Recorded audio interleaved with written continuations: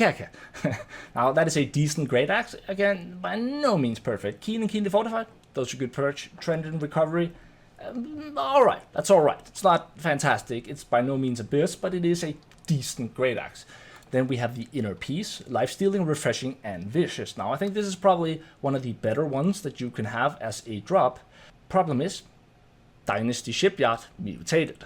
Drops from most minions in there, if not every minion, so it is slightly easier to obtain in that instance, but it's still going to require that you're geared to actually do mutated dungeons. Then we have Vision of Viciousness. Trenching Crit, Shirking Flames, Vicious, not amazing either, drops from Isabella in Tempest Dungeon.